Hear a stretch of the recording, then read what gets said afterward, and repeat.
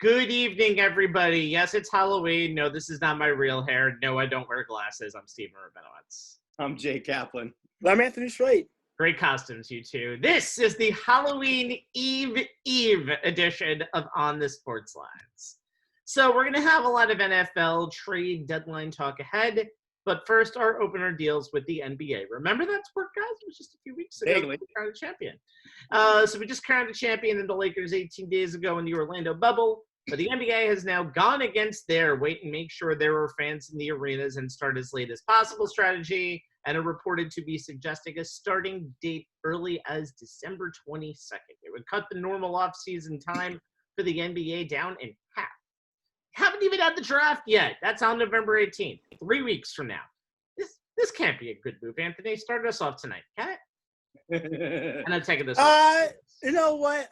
I think it really feel like the NBA just ended yesterday, right? They literally just went through the longest season in league history. Like literally the day after, a couple of days after the Lakers won the championship was the 1-year anniversary of the season actually beginning with the Lakers and Clippers playing on opening night.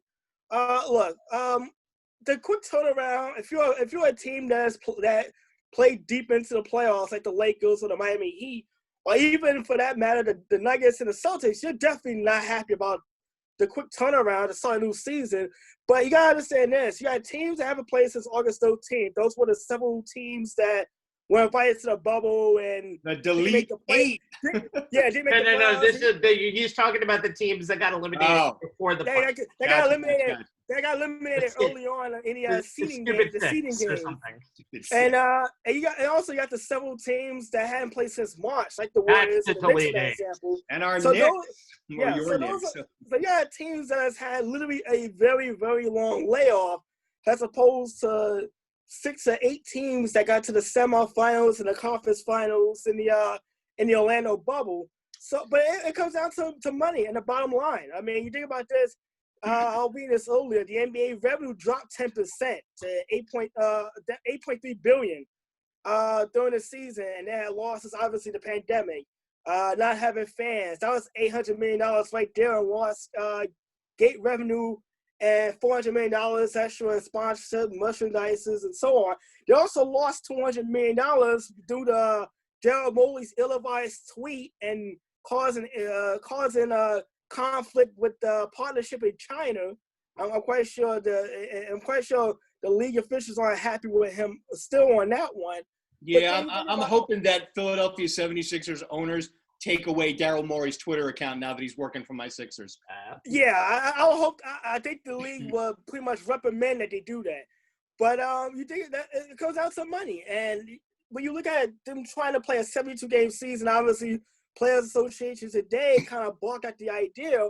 But think about this: 72 games. If you wait till Martin Luther King Day to play it, and try to squeeze in 72 games before July, which would essentially be going into Olympic territory since it's been pushed back to 2021, you're going to be playing a lot of back-to-back, 3 games in 4 nights scenarios, which the league is really trying to go out of their ways to get rid of, essentially kind of eliminating the idea of load management, which has been a problem for us the last few years, and star players sitting out games. So, like I said, I don't think it's a great idea to have this quick of a turnaround. I thought Martin Luther King Day or like mid-January was kind of an ideal scenario as far as being able to restart the season and giving guys a little time to rest, but also giving teams a chance to kind of deal with. You still have to draft. You still got a free agency period. You still got to go through. You still got,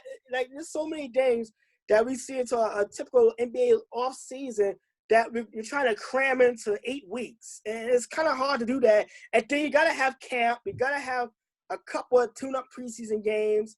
Then you got to do at least 2 or 3. Because I know they're proposed before. Yeah, I mean, we go back to the lockout short in 2012 season, which is the last time they started this late. The season started Christmas Day, and obviously they had record TV ratings every day. But at the same time, they had to literally cram so much of an off season into 5 weeks.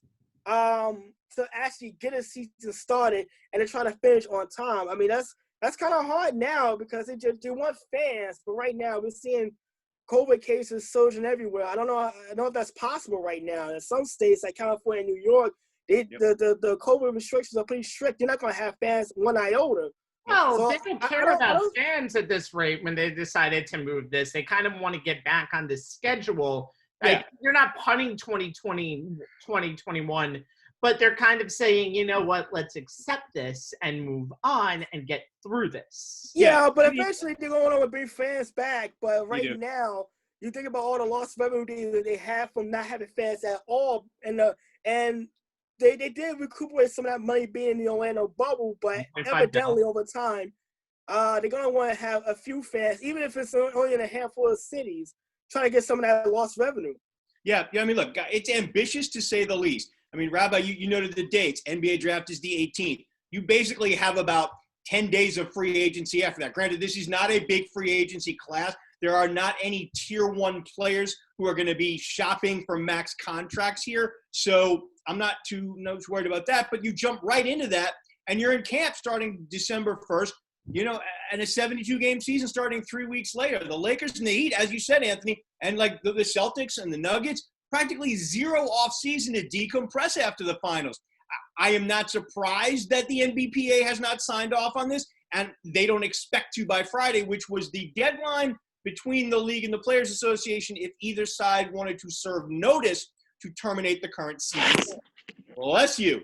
And as much as there are questions related to COVID protocols and how fans in the stands may get handled, there is the obligatory financial component that needs to be worked out. So far, the gap between the NBA and the Players Association center around 2 key issues. The December 22nd start date, as you guys mentioned, which the Players Association thinks is too soon, and the player escrow and total revenue situation. Both are unresolved from the players' side, according to sources, and they're sifting through the information necessary to accept a quicker than expected December start to camps and the season. Keep in mind that the bubble experience, I believe, Rabbi, I think you said it generated an additional $1.5 million for the players and the team owners. So a return to a somewhat traditional regular season, something the NBA's partners have strongly encouraged the league to do, figures to generate even more revenue, and that was always going to be the major factor. According to The Athletic, the league could earn about $500 million more in revenue if it starts play just before Christmas, therefore hogs the TV spotlight on Christmas Day, completes its playoffs before viewership declines in the summer. The money that is likely to rule the conversation and push both sides towards adopting the plan. How that actual schedule is going to shake out, the NBA is going to release it in 2 halves. I mean, how are they going to handle travel? How are they going to handle not doing back-to-backs, days off? How are they going to handle days off? It's going to be interesting to see, especially since the NBA is wanting to have the NBA Finals end around the same time they usually do in a normal season, which is before July 4th. Ever more so in this year, as you pointed out, Anthony, because it's an Olympic year. We're talking about a 72-game season being played in roughly 135 days from 12/22 to the end of April. For comparison, guys, a normal 82-game schedule is played over 177 days. That model, the current model that they're looking at, allows for a couple of days for a play-in tournament and some kind of 2 months worth of playoffs to be completed before the 4th of July. Eliminating the All-Star break and the game itself will help somewhat with this contracted timeline. How are they going to handle not having a bubble? They're going to run into the same complications that MLB and NFL had, keeping games in the markets where the teams currently reside. Where the Raptors going to play? They're in the same boat as the Blue Jays were for the baseball season. And unfortunately, they may not have access to KeyBank Center in Buffalo because the NHL is getting first dibs on that venue. Here's an intriguing thought, guys. How about the Raptors playing at the Prudential Center in Newark? Make scheduling easier, travel easier for Atlantic Division and Eastern Conference foes, having 3 teams in the New York, New Jersey metro area? Just think about that. And just when you may think that the 72-game season, that number is random, nah, it's not. It's all about the money because from a TV perspective, 72 games are just enough to satisfy the regional sports network contracts that provide local TV revenue for each team. The range that's required is somewhere between 65 and 70 games, but still short enough to get the season banged out between Christmas and the beginning of May. And again, they've been strongly encouraged by their partners to go that route. What I'm waiting to see is how they actually break the games down. To me, the format that makes the most sense is that each team plays each division rival 8 times and each non-division conference opponent 4 times. Allows for 2-game series to be played out on each trip. Adds up to exactly 72 games. You eliminate non-conference games entirely. You keep the schedule regional, like Major League Baseball and the NHL did. Hugely reduce travel, allow for more flexibility if games have to be postponed due to COVID outbreaks. It's ambitious whichever way you want to slice it, but it might be doable. But here's the key to that, guys. The NBA and the Players Association cannot drag their heels the way their Major League Baseball brethren did. We saw how that turned out. Well, they're already dragging it back already I know. because Malcolm Brogdon went on the Jump today, the ESPN show, and said that it's very likely that deadline is going to be pushed back. It's a tough situation. I think baseball dealt with it, obviously, and dealt with it badly when trying to come up with their season and went down to 60 games, but we'll talk about them in just a second. And the NBA, I don't think should start on Christmas. I think Martin Luther King is the right time. There is NFL on Christmas this year, too, and we know that usually outdraws the NBA no matter what it is. So Not unless they put the NFC East on Christmas Day. No, it's actually the Vikings, so there's still a possibility. But again, the NFL is king. I don't think anything could take away from it. You get the NFL season pretty much done, and you get the NBA going. It's a tough decision. I mean, obviously, the selfish fan in all of us may want this season to begin on December 22nd. There might not be a lot of stars playing in the beginning. I know Danny Green went on a podcast this week and said, I heard about that. Sit out. I probably think I don't know. There's so much unknown in this situation that it's kind of crazy. And we always thought that once we went through this season, a lot of people thought, hey, we'll get back to a normal 2021. I can't say that right. And guess what? No.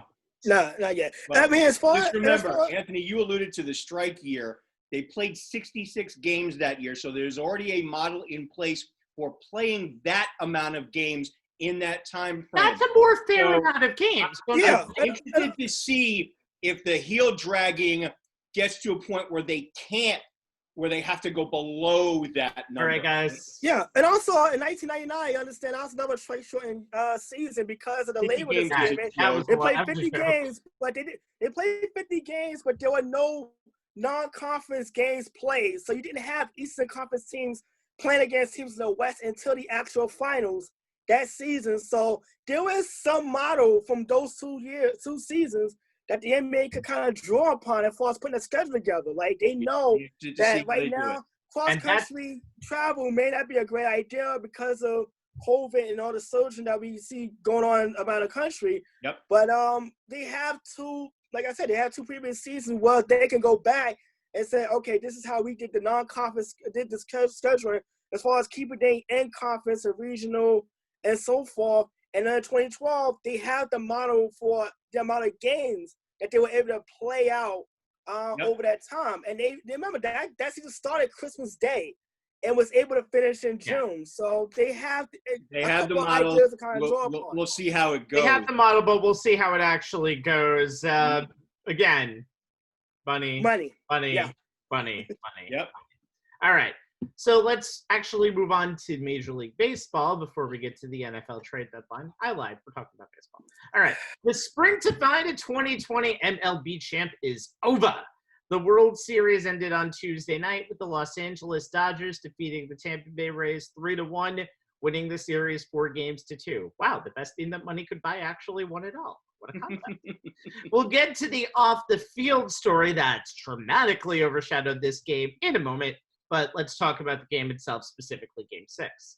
In a move that screams analytics but defies logic, Rays starter Blake Snell was pulled from the game in the bottom of the 6th inning after giving up only 2 hits, having 1 man on, and throwing a walloping, arm-breaking 73 pitches. All right. Kevin Cash said he didn't want Snell to go through the orders thrice. This is a move that, sane people do not agree with. And Anthony, I'm sure you'll join in on the sentiment. Yeah, you know what? It's ironic because John Smoltz was doing the game for Fox, and he talked about the 1991 NLCS, where Steve Avery went the distance in a shutout win, and he followed that up with a similar performance and leading a comeback in that championship series against the Pirates to get the Atlanta Braves to the World Series. And obviously, we all know about Jack Morris' memorable performance in Game 7 of that series. I scratched my head. I think everyone erupted on social media. We all went through it like, okay, you just pulled a guy after he gave up the second hit of his game in 73 pitches. I know that the Rays, and I talked about this, the Rays have won in a very unconditional manner this season. And this is one of those opportunities where you got to go away from the script. Sometimes sticking to the script can backfire. And in this case, Kevin Cash pulling him when he still had his stuff. I mean, even it was like the Dodgers hitters couldn't figure him out. He had his best stuff. He was getting the strikeouts. More importantly, the heart of that lineup was 0 for 6 against him. So it was just it's trying to scratch my head like, why you pull him? I can understand getting somebody up in a bullpen to warm up in case, but look, he's one of your main guys. You should have given him an opportunity to see if he can get out of that inning, maybe get a double play ball, get out of the inning. Like I said, like you want somebody up just in that case. Alex Rodriguez said it perfectly.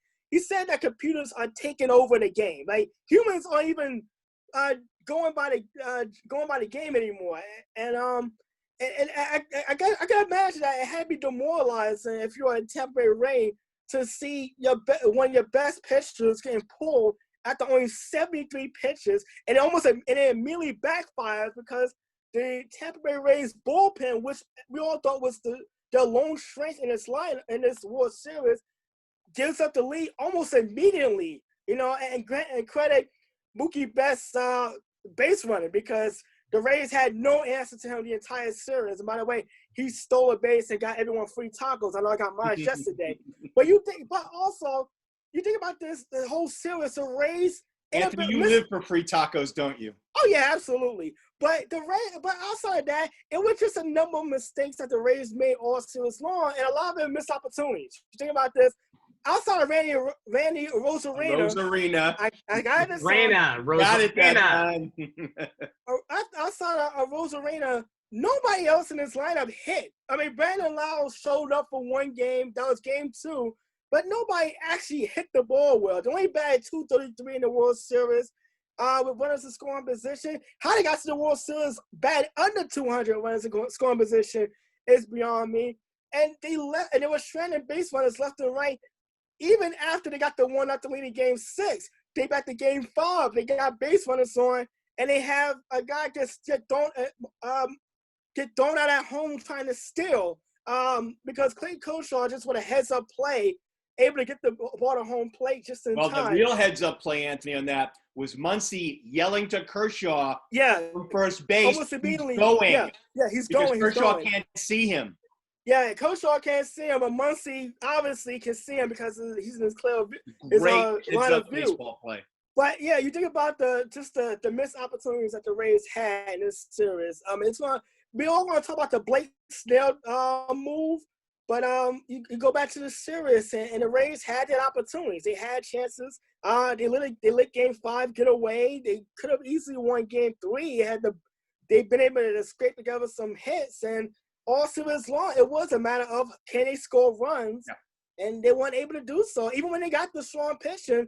And then when they got the strong pitching, they are undermined by their own manager. Like I said, it was the decision that a lot of baseball's pundits are going to be talking about for throughout the offseason. Yeah, well, Nick Anderson being the first guy that he brought in who had a don't steal this stat from me. Yeah. Don't steal this stat from me. I got it lined up. I'm not going to tell you what he did, but it's been bad.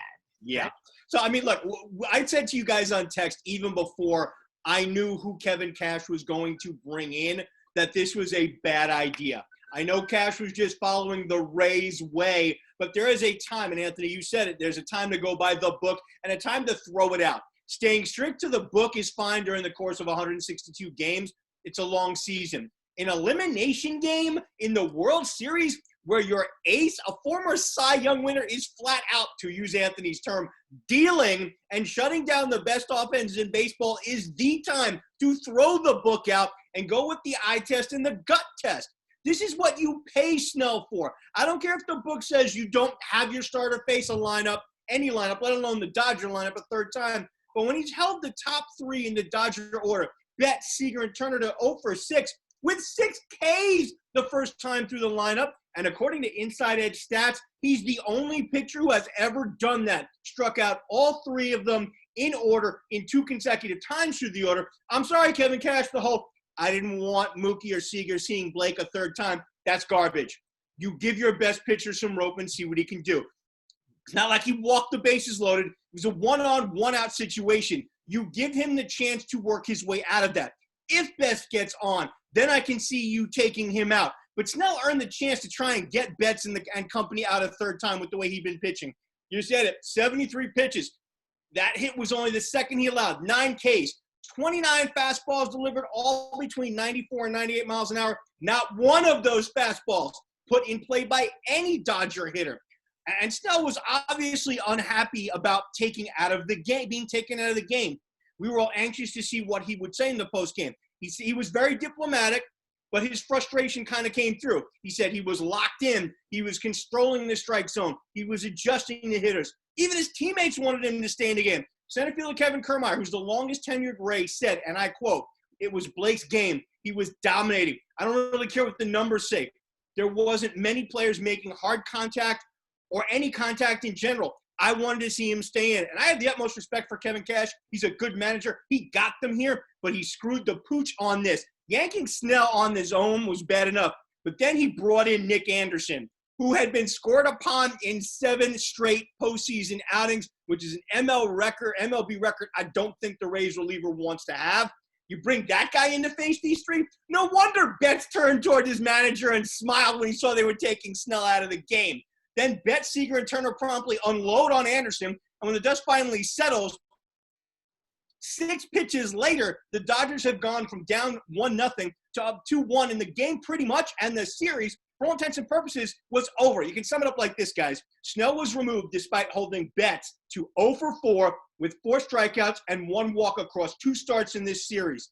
Betts then doubles in the tying run, scores the go-ahead run, and puts the exclamation point on the World Series by going yard in the 8th. This time, correlation equaled causation and gave the Dodgers their first title in 32 years. Okay, obviously I think the decision was wrong, but I have analytics here, shockingly enough, that mention why he did it. Yes, I know it's obviously that support the reason why. Obviously, the moment you don't take him out, at least let him face Betts. Here's some things. Snell hadn't pitched 6 or more innings in a game since July of 2019. Correct. And was never actually right this whole season to begin with because he was coming off a surgery. Snell has a 742 OPS the third time he faces hitters in the same game for his career. And all season he only faced 34 hitters a third time. He has when he was facing Betts had 7 regular season hits off of Snell, and the obvious chances of you getting someone out a third time, not exactly 100%. However, the Anderson move was ridiculous. I don't understand why he was in. And again, logic tells you if a guy is dealing, let him continue dealing. You ride your aces. I know that's an old school way to do stuff, but you ride your aces until their arm falls off. You live and die by your aces, and that's and if you kind of like shepherded them through the regular season so as not to put the wear and tear on their arm, isn't the reason you're doing that so that you can ride them? It's a 60-game season. Okay, now we go from on the field to off the field, and let's take some time to talk about this. Dodgers third baseman Justin Turner was mysteriously taken out of that deciding Game 6 in the 7th inning due to what everybody thought was unforeseen reasons, because this is a man who had only been taken out of 1 postseason game in his entire career. Right after the game, we found the reason, a positive test for COVID-19. Did that stop him from going back on the field and celebrating with players, being maskless at times and taking pictures while he was next to his manager, maskless, who is a cancer survivor? No! So Justin Turner and MLB tried to stop him from going onto the field. He kind of waved them off and said, go kick rocks, if you know what I mean. Yep. Anthony, your opinion on the actions of Justin Turner?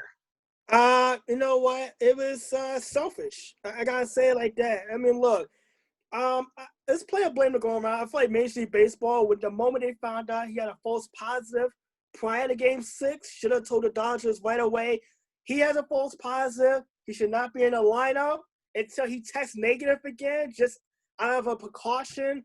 So I feel like baseball dropped the ball on that one. Yes. The Dodgers organization should have been forceful in telling Justin Turner to isolate the moment he was pulled from the game. And also Justin Turner. You know what? I understand that the players playing a 60-game season, the managers, they sign up for this. They know the risk. But there were family members of other players that were on that field at the time, along with Justin Turner's wife as well. I don't think they're the ones who signed up to the daily testing and a possible exposure to COVID. I feel like Justin Turner's actions were a little on the selfish side. It's kind of a personification of what we're seeing in this country right now. We're seeing people just disregarding the risks because they want to have fun and live their life again.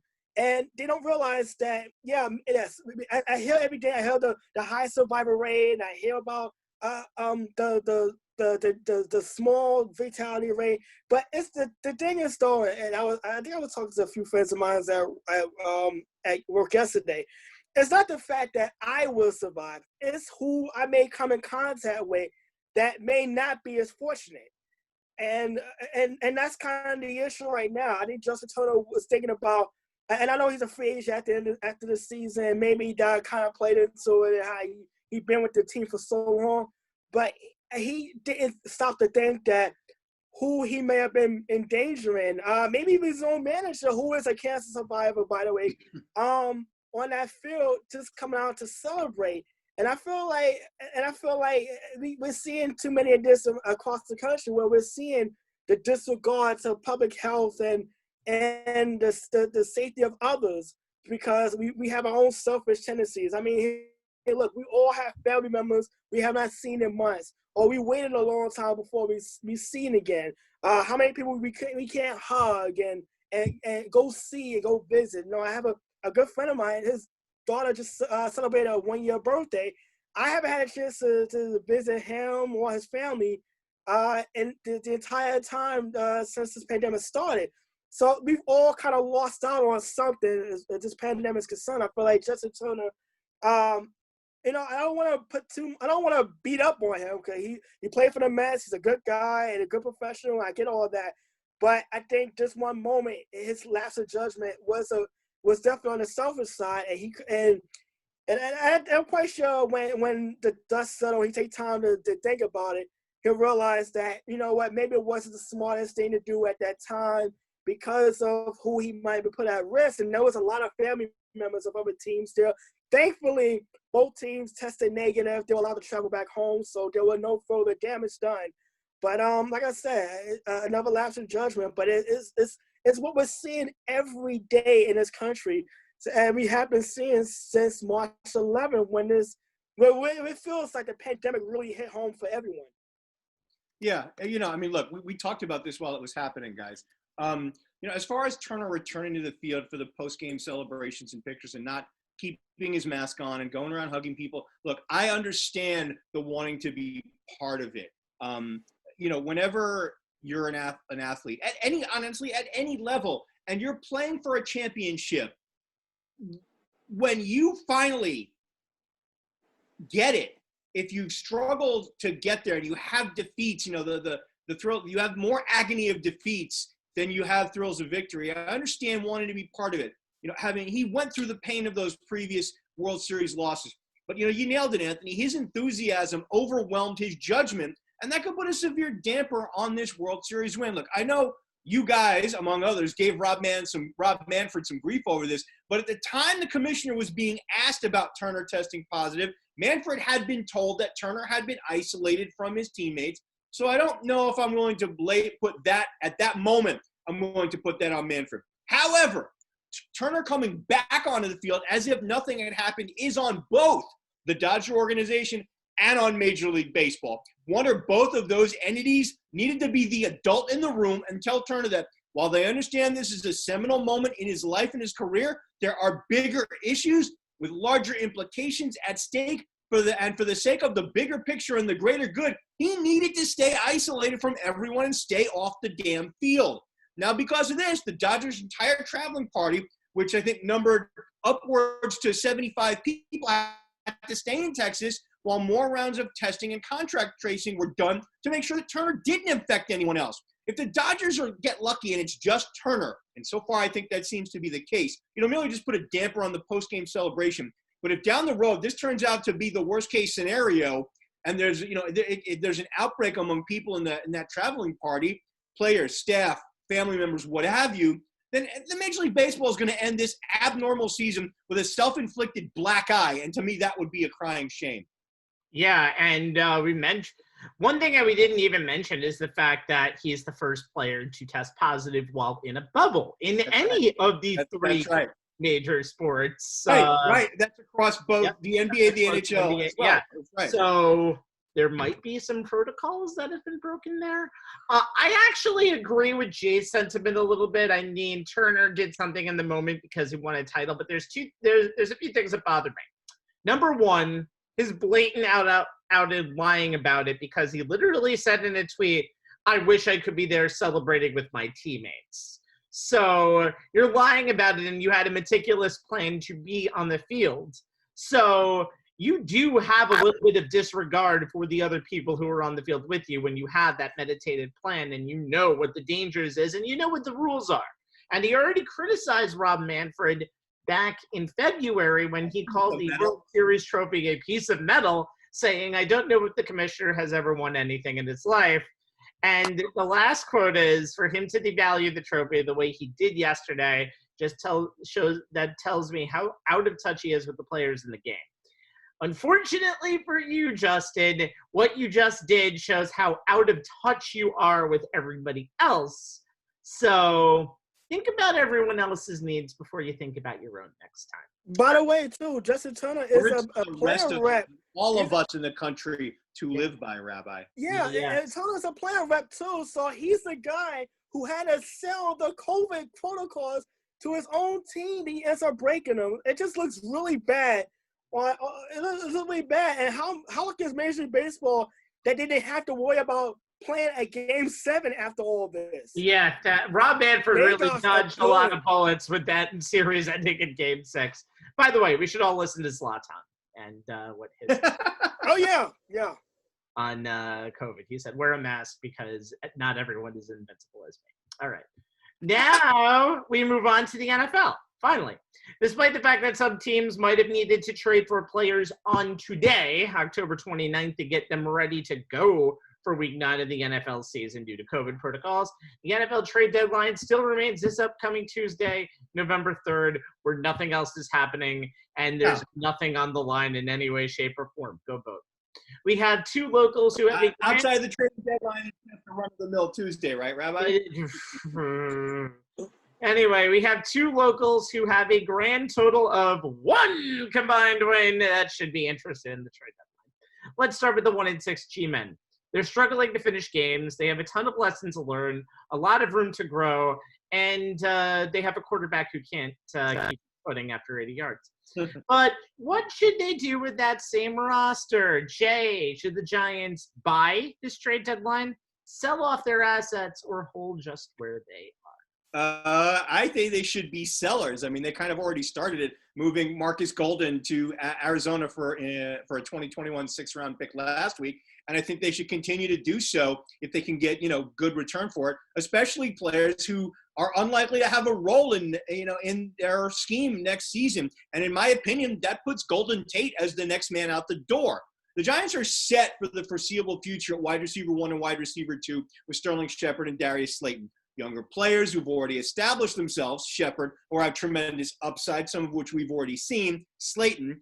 Tate had one catch in Thursday night's loss to the Eagles. Granted, it was a 39-yard touchdown for the Giants' first score, but after that, he was targeted only one other time. Now, while he is third on the Giants currently in total targets behind Slayton and tight end Evan Ingram, that is largely due to Shepard missing so much time with his turf toe. With Shepard back, Tate's targets figure to keep dropping with the Giants. Then there's the money angle. Shepard and Slayton do not cost as much against the cap as Tate, a 32-year-old veteran who, while he still may have some good years left, is clearly not the first, second, or even sometimes the third option for quarterback Daniel Jones, which basically makes him expendable. But there could be some contenders who may find a solid veteran possession wide receiver a nice addition for a second-half run to the postseason. Here are the numbers, guys, to keep in mind. Tate's contract is 4 years, $37.5 million through 2022. The cap hit this year is $10.4 million overall. The cap implications, if he is traded, the Giants would get a savings of $4.7 million against the cap for this year from the proration of Tate's $7.975 million base salary. In 2021, the Giants would be left with $4.7 million in dead money while creating $6.1 million in cap savings. Projected trade value, when he was traded in 2018 from Detroit to Philly, third-round pick was the buying price. This year, projected base value is more like fifth or sixth. There are some potential fits out there for him. The Colts, the Packers, the Patriots, the Ravens, and maybe now even the Browns, with OBJ being lost for the season. Look, the obvious one to me, by the way. Yeah, it depends. But whomever the Giants trade Tate to, if they can find a partner, and that's always the key, can you find a partner, would be on the hook for the remaining $4.7 million of Tate's salary this season. His new team is most likely going to cut him or restructure his deal after the season, as his $8.5 million salary in next season is pretty much unwarranted, and the Giants would most likely be looking to do the same with Tate if they can't trade him. So they should seriously look to move him if they can get even a late-round pick. Yeah, and you mentioned all of those teams. I love Cleveland as a choice because I think Baker Mayfield needs a good number 2 for Landry to be number 1 option, wide option. I'm going to get into that in a little while. Well, we'll see what happens with that. Yeah. Anyway, Anthony. You know what? The Giants seem to be sellers. I mean, between the two New York teams, they're proving that one is really the loneliest number, isn't it? But yeah, I know. I know that one fell flat. But no, it didn't fall flat. It just wasn't fair, and it's kind of well. But you know what? I'm looking at Evan Ingram, and I know the Giants are kind of bullish and stubborn on him, but at this point, I don't know if he's going to reach the potential. It's going to be in New York. I mean, you think about the drop last Thursday that should have really put the Giants in a position to ice that game against Philadelphia. But besides that, how many times this season have we seen Evan Ingram lose his footing running a route and allowing a defender to get in front of him to make a play or not run his route completely, and it turns out badly for the Giants? I mean, look at his numbers, 26 catches, 223 yards. His lone touchdown this season was a rushing touchdown at end around. So that just tells you that Evan Ingram really hasn't made an impact in the passing game, for that matter. And ever since his rookie season, where he had over 700 yards, his numbers has declined completely. He's not been able to stay on the field. He's been injury prone, and it's been he's turned into one of those classic Giant draft picks who turned into a bust after a number of years. And you think about this: the Giants picked up his option for his 5th year. That's going to be $6 million, and clearly they still value Ingram as part of their future plans. But right now, the way he's playing, he's undersized, for a tight end, 6'3", 240, and he's had issues trying to block, so that's a bit of a problem right there. Now he's not able to catch and hold on to football, so it's like he came into the league as an in-betweener. He's not really like a wide receiver, not really a tight end. You not exactly know where he is, and the Giants were trying to fit a circle, a peg into a square hole. A round peg in a square hole. I can never get that saying out of my head completely.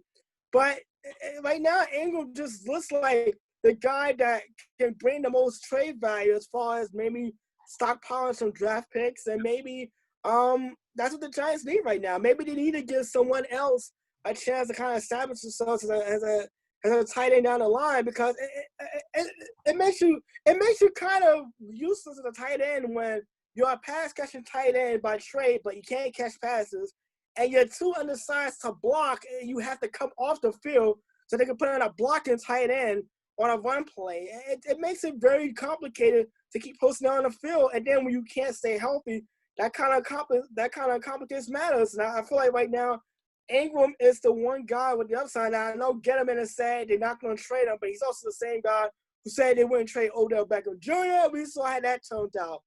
So I think the Giants, if they want to kind of start looking forward to 2021 and beyond, they really should move Ingram. He has the most trade value right now of anyone on that roster, especially on the offensive side of football.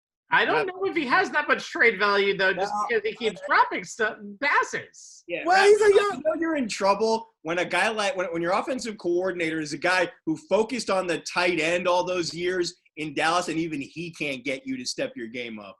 Yeah, I understand this too. He's young. He's 25, 26 years old, and a lot of teams would give a waiver. A lot of teams will give a waiver on that and feel like, hey, you know what? Maybe he struggled down, but if he fits our system, we'll give him a chance. It's the NFL. You know, you're always get a second opportunity elsewhere if you're able to fit into someone's playbook scheme. Yeah, and you know who he reminds me a lot, and Jay will think about this? Eric Ebron. Once he left Detroit, he kind of redeveloped himself in a place where not everyone thought, and he had a tendency to drop passes, did very well in Indy, was a very good use for Andrew Luck and eventually Jacoby Brissett, and now he's kind of thriving in Pittsburgh as an option that almost reminds people of Heath Miller.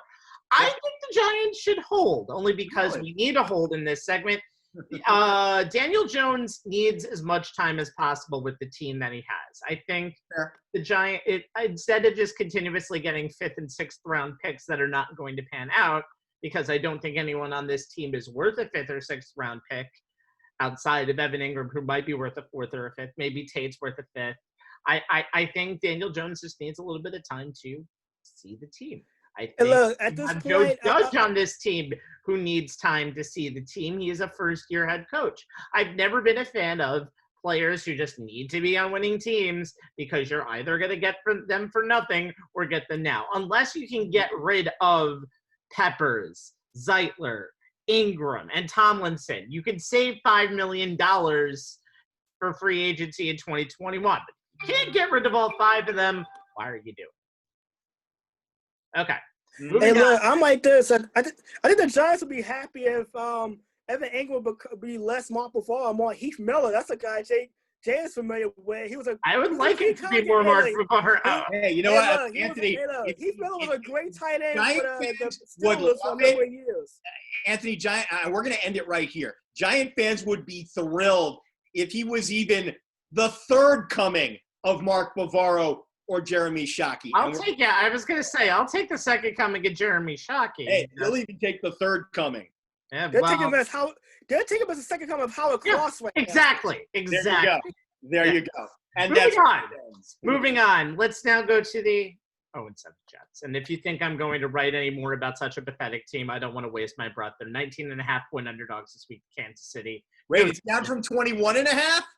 Yeah, it actually – no, it never went to – unless I saw it go to 21.5. I've only seen it in 19.5. I got to check that. The early line right after Sunday. Early line was 20.5. I didn't see it go to 3 touchdowns yet. I'll look at it again, but – If it dropped, maybe there's a little weather going on in KC.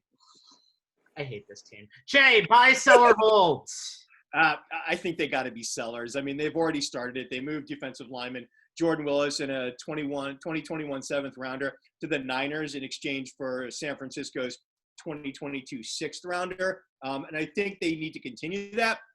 And for me, the next guy going out the door should be defensive lineman Quentin Williams. Look, I know he was a 1st-round pick, number 3 in the 2019 draft, but he was drafted by Mike McCagnon. Joe Douglas has no loyalty to him. And while, the draft gurus may have painted Williams as the next Aaron Donald and the best player in his draft class, he has very much not lived up to anything close to that in the 22 games he's played. Williams had just 2.5 sacks as a rookie. He does have 2 so far this year, both of which, ironically enough, came against the 49ers in week 2. He still has a boatload of athletic talent and theoretically should get better as he continues to mature into his body, which could make him an attractive piece for contenders or near contenders who have a need on the D-line. Williams is the one potentially expendable player on the roster with next-level value. The Jets might be able to get a second rounder for him. Here's the numbers, guys. The remaining contract for 2021 is a $9 million cap hit. It's $10.5 million against the cap in 2022. And 2023 would be his 5th-year rookie option. That's a very favorable contract. His stats so far this year, 24 tackles, 2 sacks, 1 forced fumble, 1 pass breakup. Potential fits for the guy? Buffalo, Dallas, the Packers, the Dolphins, the Patriots, and the Buccaneers. The Jets are nowhere close to the end of this rebuild, guys. So stockpiling future draft picks is something I think they need to focus on. To this point, no one's called the Jets about Williams anything serious. If that offer comes up, Douglas should not turn it down, especially since Williams has, as I said, a very cap-friendly contract. And honestly, Joe, if no one's calling you, pick up the phone and start calling other people and aggressively shop this guy.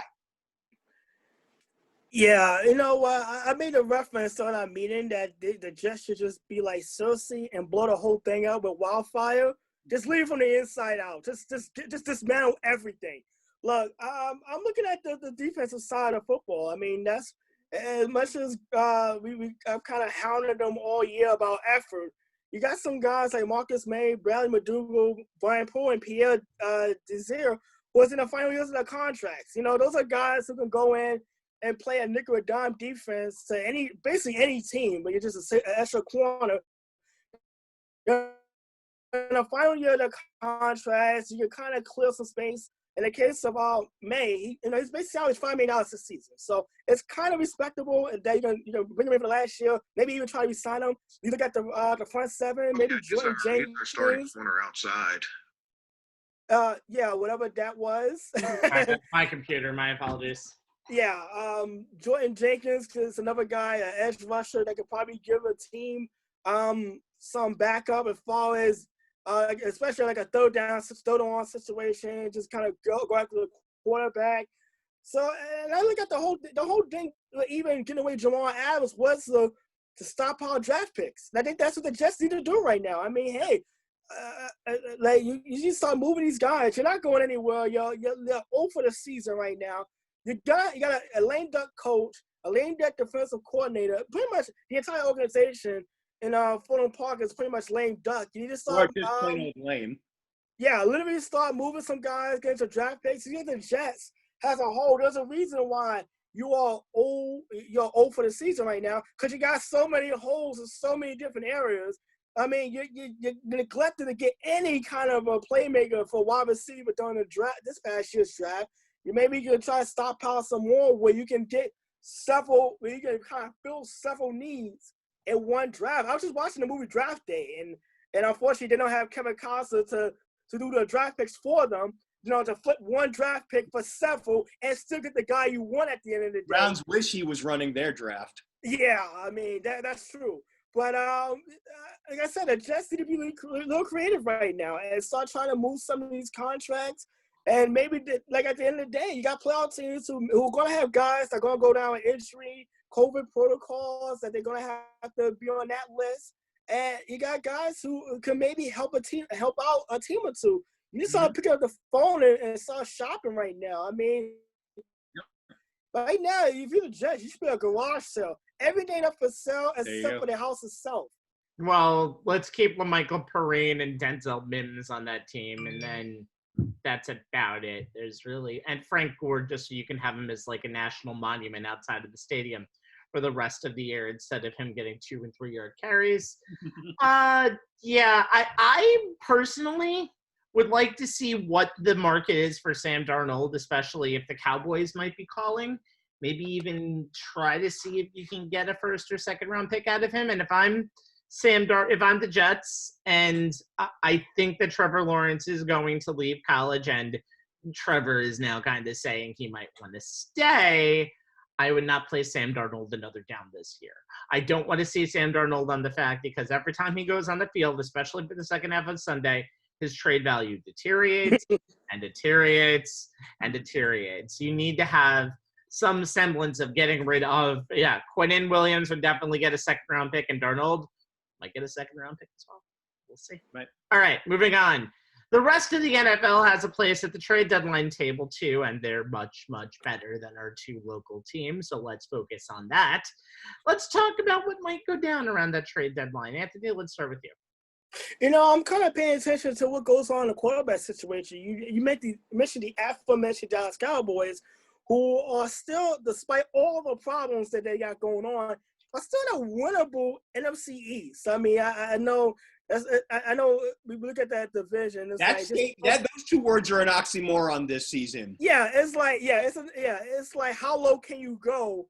And nobody wants to win this division, but the Cowboys are somehow still in it with one of the worst a record-paced defense that is that bad, and a running back who now can't hold on to the football, but can't hold on to the paycheck. But you look at the quarterback situation. Dak Prescott is down. Andy Dalton is still in a concussion protocol. They signed Cooper Rush to the practice squad yesterday. They literally just they're literally running out of options. Savior, baby. Cooper Rush will do it for them. Yeah, they're literally running out of options right now. Isn't Blake Bortles available? No, Blake Bortles is the backup quarterback in Denver. Oh, okay. Yes, he is. He got released. You're right. Oh, he is available. Go. Yeah, well, I mean, you think about this. You got Blake Bortles. You just mentioned him. You got Ryan Fitzpatrick, who just literally lost his job despite actually playing well because Miami is too impatient to get Tua Tagovailoa onto the field immediately. You mean? But also, you also have in division. You got Washington.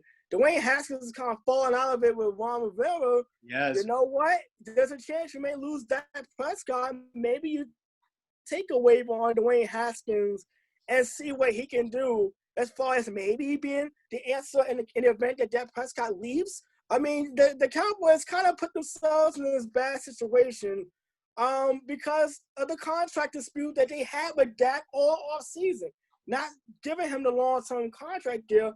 Now you see what's going on. You see the infighting. You see the coach. You see players blaming the coaches. Jerry Jones loses his damn mind on a local radio show the other day. It's a lot. Hey, look, as a Giant fan who's going through a bad season, it really does. It does warm my heart to see the Cowboys equally suffering. But for the sake of this argument, I have to be a sports analyst. Dallas needed maybe they win a winnable division. I mean, that's and maybe take a swing at trying to trade for a quarterback that could try to play because we don't know how long Andy Dalton is going to be out. And the way he got hit the other day, that was definitely a blatant hit. You know what? The Cowboys should try. And by the way, I just saw it kind of flash. We mentioned Trevor Lawrence. It just kind of flashed across my phone. He tested positive for COVID just now. So we went into this meeting being thankful we was not going to have to talk about COVID because it's kind of dominated everything. And we have literally gone through all 3 segments, 4 now, where COVID has popped up in our conversation. And I hate to bring that up because it went off topic, but it literally flashed across my screen as I was talking to you about the Cowboys and the quarterback situation. So Trevor Lawrence will use that as an excuse to sit out through the rest of the year and as an excuse to come back next year so he can't get drafted by the Jets. He's sitting out against Boston College this week, and then we'll see. It's a very winnable division, but they have Notre Dame, by the way, on the next Saturday. So that's the main concern. Anyway, that's a great deadline. Yeah, I'm looking at the Cleveland Browns, and will they deal for a wide receiver in the wake of losing Odell Beckham Jr. for the year with a torn ACL? With the addition of a third wild card for this year's playoffs, the Browns have a chance to be the third team from the AFC North after the Steelers and the Ravens to make the postseason. But how they navigate this season-ending injury to their best big play receiver will be key, especially since their other starting wide receiver, Jarvis Landry, is playing through a broken rib. Fifth-year player Rashard Higgins and rookie Donovan Peoples-Jones both stepped up in OBJ's absence in the win last week over Cincinnati, but they're not going to be expected to produce at larger levels. Now, prior to OBJ going down, Donovan Peoples-Jones had 0 catches and had only played 46 offensive snaps before last week, 33 of those coming in the win over Dallas when Kaderel Hodge suffered a hamstring injury in pregame warmups. Higgins, on the other hand, was a free agent for 2 months last spring and was a healthy scratch for 2 games earlier this season. But now he's playing a key role. I mean, Higgins has developed some solid chemistry with quarterback Baker Mayfield, and that dates back to Mayfield's rookie training camp in 2018. Higgins doesn't have OBJ's wow factor in terms of physical traits or top-end speeds, but he's reliable and he knows how to get open. In the last 3 games, Mayfield targeted Higgins 11 times, led to 10 catches and 2 touchdowns. In Cincinnati, the two hooked up for 6 catches for 110 yards. That all means that Higgins will likely become the other's listed starter opposite Landry, while Peoples-Jones will just likely get more targets, especially of the deep threat variety after catching the game-winning 24-yard TD from Mayfield against the Bengals. And while the combination of both could possibly offset OBJ, as could the options currently on the roster, such as Hodge whenever he returns from the injured list, Taywan Taylor, former Steeler Ryan Switzer, and rookie Jamarcus Bradley, I have to believe the Browns will look to be buyers sometime between now and next Tuesday's trade deadline and attempt to find a veteran wide receiver, either of the chain moving variety or the deep threat variety, to add to the depth of the position. As I mentioned in the Giants segment, Golden Tate might be an interesting trade target if they're looking to add another possession type wide receiver. But other interesting names that come to mind and to keep an eye on are Texans wide receiver Will Fuller. He's a deep threat. He's in the final year of his contract, and he may not be in Houston's future plans. And Rashad Perriman, who is a former Brown, now toiling for the hapless, hopeless, just utterly pathetic New York Jets. Perriman will be a free agent after this season, and he had the best stretch of his career on the back half of the 2018 season playing with Mayfield. He averaged better than 21 yards a catch. He had verbally agreed to a 1-year deal to return to Cleveland ahead of last season, but the Browns let him pursue other opportunities after they traded for Beckham. Perriman played last season in Tampa Bay, caught a career-best 6 touchdown passes, though injuries have limited to 4 games this season with the Jets, but he is another name to keep an eye on. Any of these 3 would be solid choices to add quality, productive depth to the Browns' wide receiver room. Will they pull the trigger on her before November 3? Me, Niece's husband, and her father-in-law will all be watching. Yeah, and I think since that was so long, Will Fuller has gotten injured since that last talk on the segment. 2 wide receivers I'm looking at. One is a dream, both are now dream scenarios. We'll start with Michael Thomas. He hasn't pretty much played the entire year, just played in week 1. He's gone through hamstring injuries and being suspended for the team for getting in an altercation with the teammate. Conduct unbecoming. But right now it seems like more of a pipe dream. But imagine if Michael Thomas went to a contender like Baltimore and how much of a difference he would be. And the other name is, and I don't think I know. I think with New Orleans still being pretty much in it, I think they're going to want Drew Brees to be able to throw his 1-yard passes over to Michael Thomas, who will catch them, because Alvin Kamara has been doing pretty much all of the heavy lifting for that team. Julio Jones is as well. Yeah. Julio Jones is a name that I don't think will go either. Yeah. But it's an interesting name, but I think it would be salary cap hell for the Falcons if they did it. But I think the Falcons want to start a rebuild. But you're going to need, I think, multiple first-round draft picks for the Falcons to even consider that offer. But if we could get a big name being traded, I mean, Carlos Dunlap going to the Seahawks was a pretty solid name from the Bengals to go this week.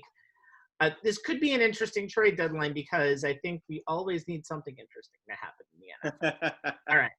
Final topic, and man, I wish we were talking about COVID because of who it is. Anyway, finally tonight, the now 5-2 Tampa Bay Buccaneers, who many people think is the best team in the NFC.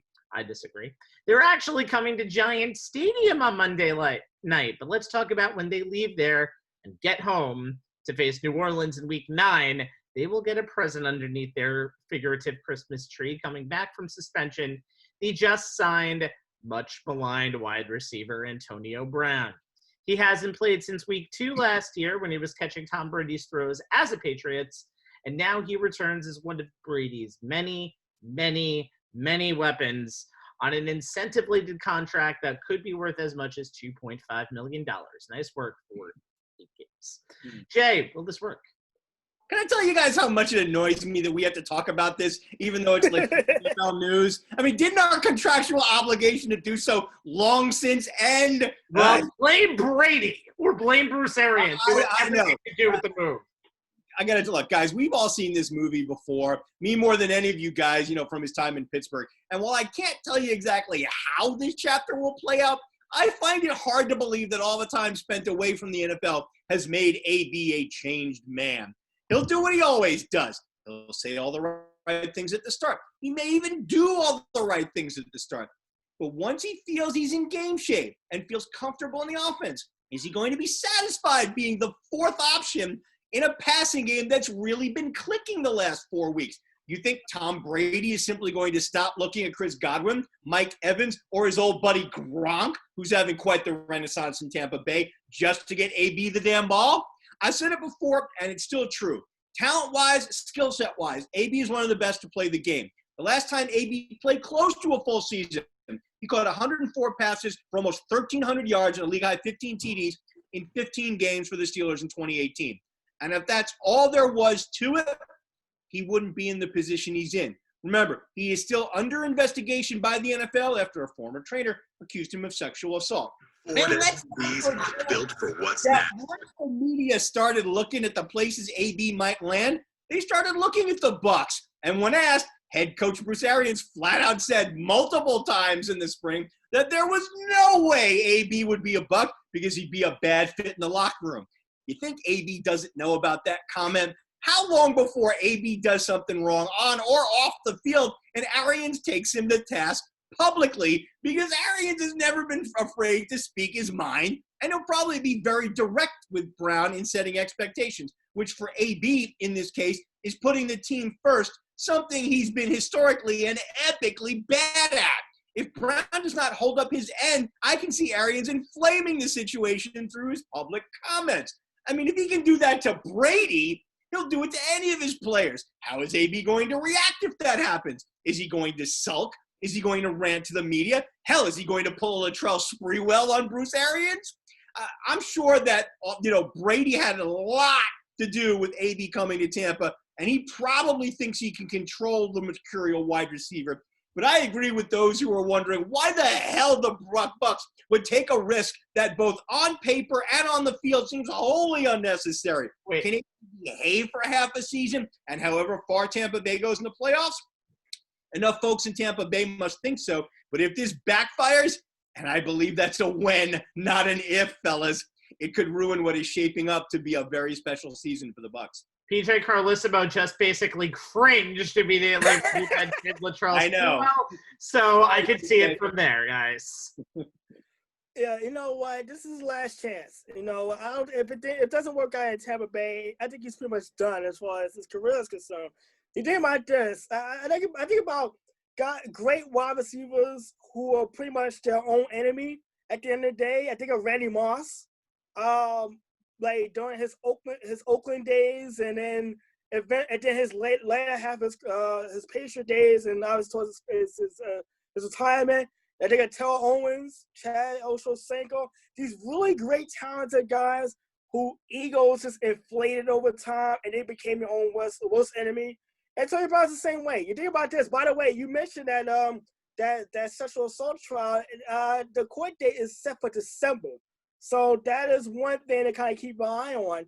But also, you think about Antonio Brown, off the field, on the field when he was there, he was productive. But then we saw what happened all season with the bizarre, frostbite to his feet, Helmet gate. Then pretty much whine and kick and scream his way out of Oakland / Las Vegas. Basically posting himself celebrating getting traded, getting cut by the Raiders, and then eventually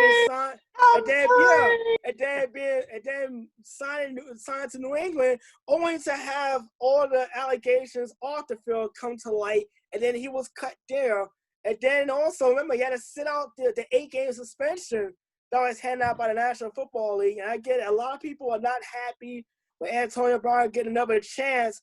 Everything that he has done off the field, when you think about, Colin Kaepernick, he's still out of the league, and all he did was kneeling protest. That's like I said, that could be a whole 45-minute conversation in itself.